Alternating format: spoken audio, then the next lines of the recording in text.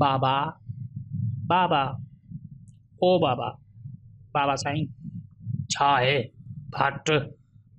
बाबा साईं मूंखे साइकिल वठी ॾे थक लालतिया असीं अटे में जलिया पिया आहियूं हिन साहब खे वरी साइकिल खपे टरे था मतलब लाहियां जूतो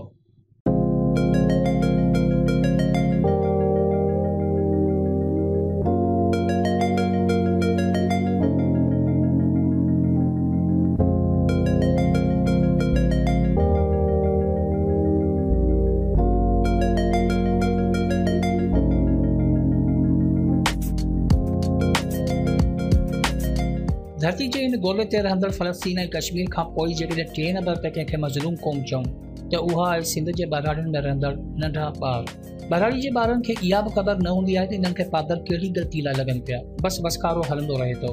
जहिड़ी दहशत मां माइट इन्हनि ॿारनि खे कमु ॾसींदा आहिनि एॾी दहशत सां त फ़िरौन बि हुकम न ॾींदा हुआ इन्हनि ॿारनि जो ज़ाती शौक़ु जेकॾहिं ग़लती सां बि कॾहिं पूरो थी थो वञे त इन्हनि में माइटनि जो प्यार न बल्कि कंहिं पीर साईं जे तावीज़ जो अमल तसवर कयो वञे थो बरहाड़ी में मर्दनि जे प्यार जी ॿोली बि अहिड़ी हूंदी आहे जेकॾहिं ग़लती सां को शहर वारो ॿुधी वठे त उहो उन्ही टाइम इन दुनिया ताईं हथु खणी वञे घर हुजे उताक या स्कूल इन्हनि ॿारनि सां वेल साॻियो ई हूंदो आहे बरहाड़ी में ॿारनि जी तरबियत कंहिं फ़ौजी ट्रेनिंग खां घटि न हूंदी आहे हिते बसि हथियार न आहिनि हूंदा बाक़ी सभु कुझु सेम हूंदो आहे फजर महिल ॿार खे जंहिं प्यार सां उथारियो वञे थो इहो ॾिसी फ़ौजी रेजिमेंट जे मेजर जी यादि अची वञे अक्सर माण्हू इहो सोचींदा आहिनि त तइलीम नाहे इन करे अहिड़ो हाल आहे पर जेकॾहिं ईअं आहे त स्कूल जो मास्तर ॿियो न त घटि में घटि मैट्रिक पास त हूंदो ई आहे पर इन जे कुटण जा तरीक़ा ई पंहिंजा हूंदा आहिनि बरहाड़ी जे स्कूलनि खां दुनिया जा जेल 1000 दफ़ा वधीक बहितर हूंदा आहिनि ॿियो न त जेलनि खे घटि में घटि छित त ज़रूरु हूंदी आहे हिते ॿारनि खे उहा बि नसीब कोन्हे छित खे छॾियो स्कूल जी बिल्डिंग खे हॉलीवुड फिल्म जे उन सीन जो ॾेख ॾे थी जंहिं में हिकु वीरान कोठी में जीन ॾेखारिया वेंदा आहिनि जेका सज़ा ॿारनि खे स्कूल में मिले थी अहिड़ी सज़ा सेंट्रल जेल जे कैदी खे बि नाहे मिलंदी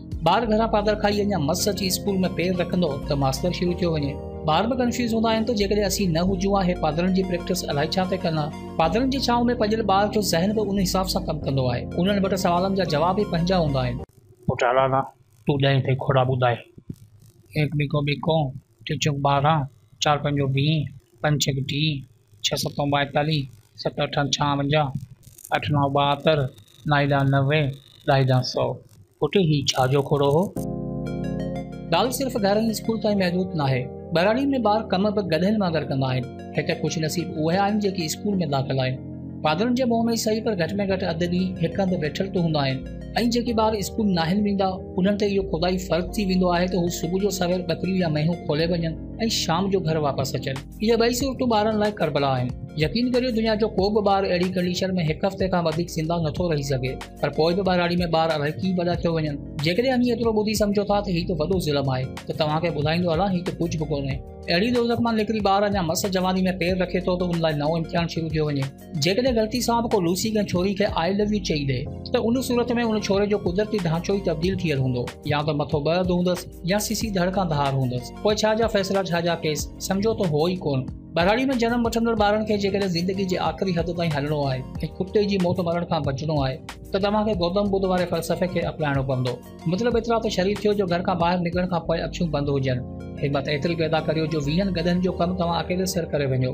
जे न त 20 सालनि जी उमिरि में तव्हांजी हालत अहिड़ी हूंदी जहिड़ी घातक फिल्म में अमरीश पुरी जी हुई ईअं बि आहे त ॾुख हुजनि या सुख ज़िंदगी गुज़री वेंदी आहे पर जेकॾहिं ज़िंदगी मिली आहे पोइ छो न ज़िंदा दिली सां गुज़ारियो हीअ आहे असांजे बरहाड़ियुनि में रहंदड़ मज़लूम ॿारनि जी हिकु दर्द भरी हक़ीक़त जंहिंखे शायदि गनीज़ बुक में थियणु खपे पर बदकिस्मती सां असां वटि पंहिंजी मीडिया बि इन खां इनकारी आहे इन सां गॾु अज़ीज़ ज़ौर खे ॾींदा इजाज़त मिलंदासीं हिकु नई वीडियो में तेसीं ताईं अल्लाह हाफ़िज़।